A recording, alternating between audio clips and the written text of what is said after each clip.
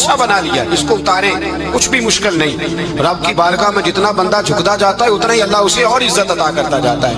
بزرگوں سے کسی نے پوچھا تھا کہ میری اللہ اللہ قبول بھی ہے کہ نہیں، تو وہ کہنے لگے رب کو تیری پہلا سجدہ قبول تھا تو تب اس نے دوسرے کی توفیق دی تھی، اسے تیری فجر قبول تھی تو تجھے زور پڑھنے کی توفیق دی، اس نے تیرا پہلا روزہ قبول کیا تو دوسرا رکھنے کا موقع دیا۔ یہ علامت ہے قبولیت۔ میرے محبوب نے فرمایا بندگی کرو، اس کے حضور آؤ، کبھی کا صلاۃ اللیل پڑھو، کبھی کا تہجد پڑھو، کبھی کا اشراق پڑھو، کبھی کا چاشت پڑھو، کبھی کا اوابین پڑھو، اور میرے مصطفیٰ نے فرمایا ہو سکے تو اٹھ کے تہجد پڑھو، باقی نمازوں پہ رب تمہیں ثواب دے گا۔ اگر تہجد پڑھو گے تو رب تمہاری طرف دیکھ کے مسکرائے گا، جو اس کی شان کے لائق ہے وہ مسکرائے گا۔ مصلی آباد کریں، مصلی آباد کرنے سے روحانی زندگی آباد رہے گی، من کے اندھیرے دور ہوں گے، روح کی کساوتیں دور ہوں گی۔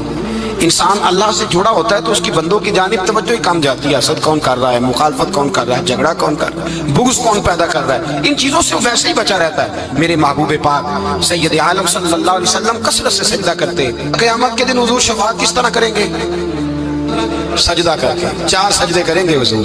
بخاری مسلم میں موجود ہے، صحابہ کرام فرماتے ہیں حضور نے فرمایا جب امتیں پریشان ہو کے نبیوں کے پاس جائیں گے تو پھر میرے پاس آئیں گی، جب میرے پاس آئیں گی تو میں سجدہ کروں گا اور خدا سے کہوں گا یا اللہ ان کا حساب تو شروع کر۔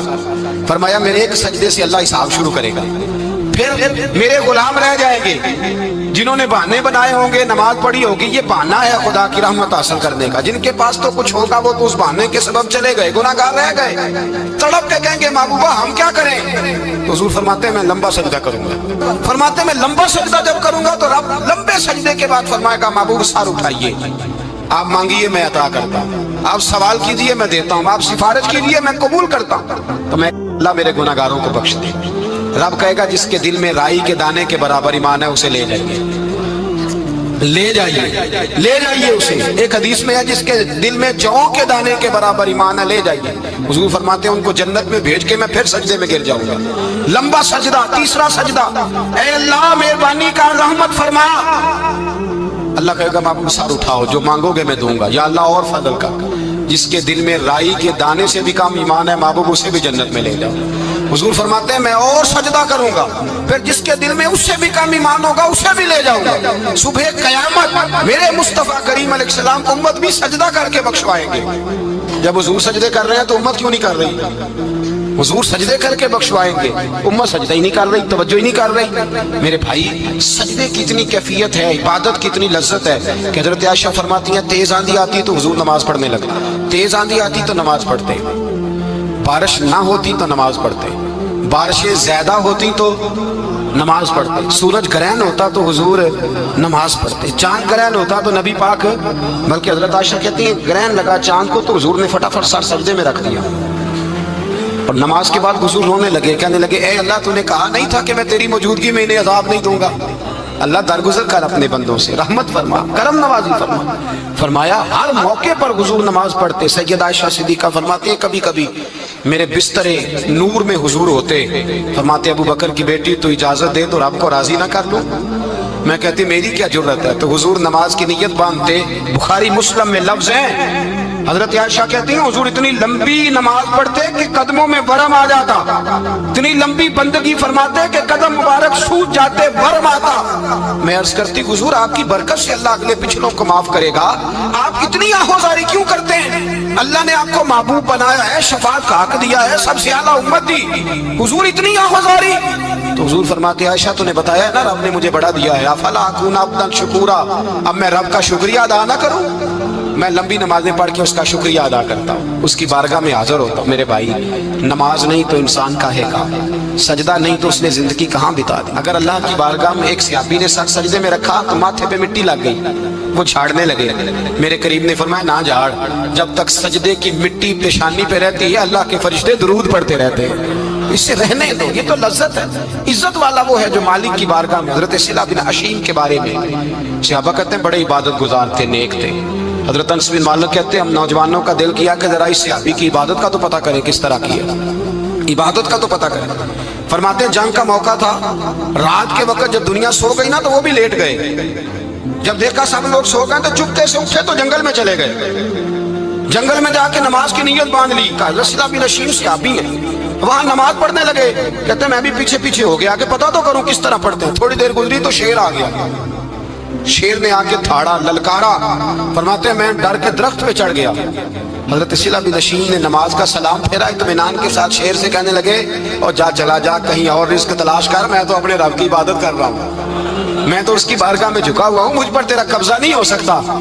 جب جنگلی درندوں کا قبضہ نہیں ہو سکتا تو کسی اور درندے کا عبادت گزار پہ قبضہ ہو سکتا ہے؟ حضرت انس بن مالک فرماتے ہیں مجھے سمجھ آ گئی، جو درندوں سے بچنا چاہے، ظالموں، جابروں، فاسقوں سے بچنا چاہے، وہ اپنے آپ کو رب کی بارگاہ میں جھکائے، وہ اس کے حضور حاضری دے۔ جو بچنا چاہے، میرے بھائی، رمضان المبارک آیا، مسجدیں بھری، 2 3 دن 4 دن نئی صفیں خریدی لوگوں نے، پھر 2 4 روزے گزرے، پھر چند دن گزرے، پھر وہی معمول کے نمازی، معمول کے نمازی۔ ایک بات بتاؤ، گکھڑ میں نا 4 5 6 قبرستان ہیں، ان قبرستانوں کی تختیوں کو کبھی پڑھیں جا کے، ایسے لوگ آپ کو ملیں گے جن کی وجہ سے حکومتیں چلتی تھیں، وہ سو گئے تو پیچھے کام بند ہو گیا۔ کیا ہوا؟ کام چل رہا ہے کہ ختم ہو گیا؟ بیٹا جس کا گزارا نہیں نہ ہوتا باپ کے پاس، وہ کہتا ہے میں جی نہیں سکوں گا، وہ بھی جیتا ہے اور کھول کے جیتا ہے۔ بی بی کہتی ہے میرے تو سر سے تاج اٹھ گیا، زندگی کیسے گزرے گی؟ کچھ بھی نہیں ہوتا، سب ہوتا۔ 20 سال عورتیں بیوہ کی زندگی گزار کے چلی جاتی ہیں۔ یہ جو ہم نے اپنے اوپر بہت زیادہ بوجھ رکھا ہوا ہے نا، جھوٹ بولتے ہیں بہت سارے لوگ، مجھے وقت نہیں ملتا نماز کا، یہ بہت بڑی جرت ہے، بہت بڑی۔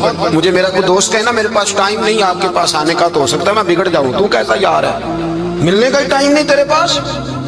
وہ میرے بھائی تو اللہ سے ہی کہہ رہا ہے کہ میرے پاس ٹائم نہیں تیرے پاس آنے کا، اور رب سے ہی کہہ دیا تو نے، اللہ سے ہی کہہ دیا ہے۔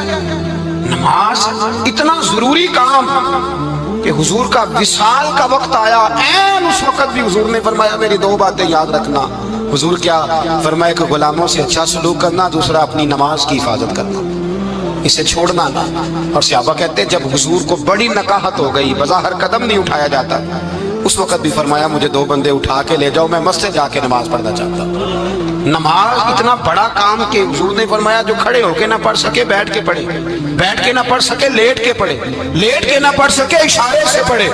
چھٹی کسی کو دی، ہم نے خود ہی چھٹی کر لی، خود ہی۔ اور یہ یاد رکھیں، پکی بات ہے، قبر میں نہ بیٹا آئے گا نہ بیٹی آئے گی۔ میں بچوں کے لیے کر رہا ہوں، جھوٹ ہے سارا، رجسٹریاں ساری اپنے نام رکھی ہوئی ہیں، بینک بیلنس اپنے نام، بچے تو منتیں کرتے ہیں کہ چلو تھوڑے ہی دو میں کاروبار کرتا ہوں، کوئی نہیں، قریب بھی نہیں آنے دیتے، جھوٹ بولتے ہیں بچوں کے نام پہ، ہر شے پکی کی ہوئی اپنے نام، اپنی مرضی سے خرچ کرتے ہیں، اپنی مرضی کو دیتے ہیں جس کو دینا ہوتا ہے، بلکہ بہت سارے تو ناانصافی بھی کرتے ہیں۔ او بھائی سمجھ لیں اس بات کو، پرکھیں، اپنے لیے کچھ کر کے جائیں۔ اگر خدا سے بندگی کا رشتہ ہو، مولا علی شیر خدا پتہ کیا فرمایا کرتے تھے؟ حضرت علی فرمایا کرتے تھے میں نے تو دعا کی ہے خدا بندہ جنت میں بھی نماز کی توفیق دینا۔ اگر نماز نہ ہوئی تو جنت میں دل کیسے لگے گا؟ بغیر نماز کی طبیعت کیسے رچے گی؟ آپ یقین کریں نماز انسان کو بناتی ہے، نماز نکال دی جائے نا تو زندگی کا حسن ختم ہو جائے۔ لوگ ٹائم دیتے ہیں 3 بجے کا، 4 بجے کا، 5 بجے کا، لیکن مذہبی لوگ ٹائم دیتے ہیں زور کے بعد کا، عصر کے بعد کا، فجر کے بعد کا۔ مسلمان کی تو ترتیب ہی نماز سے شروع ہوتی ہے۔ نماز کب فرض ہوئی؟ معراج کی رات کب فرض ہوئی جی؟ لیکن حضور جب گئے نا حرم شریف، یہاں بھی نماز پڑھا کے گئے، لینے جا رہے تھے نماز، لیکن مسجد اقصیٰ میں بھی 2 رکعتیں پڑھا کے گئے۔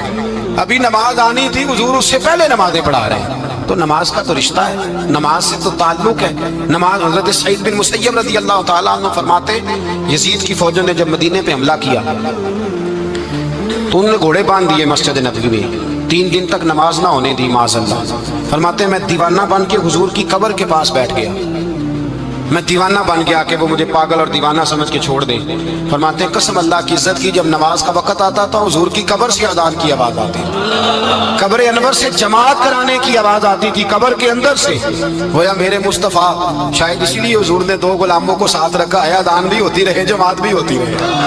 حضور تو اندر بھی جماعتیں کرا رہے ہو بھائی، وہاں بھی جماعتیں ہو رہی ہیں، اور تو یہاں نماز نہیں پڑھ رہا اور بہانہ بنا کے کھڑا ہے بہانہ بنا کے۔ نہ ایسا کر، وہ بھی جتنا وقت ملے مسجد میں جا کے گزارے، قرآن شریف کے ساتھ گزارے، ذکر کے ساتھ گزارے، عبادت کے ساتھ گزارے، اپنے آپ کو زیادہ سے زیادہ عبادت میں مصروف کریں۔ یہ اللہ کے ساتھ رشتہ ہے، عبادت نہیں تو بندگی کاہے کی۔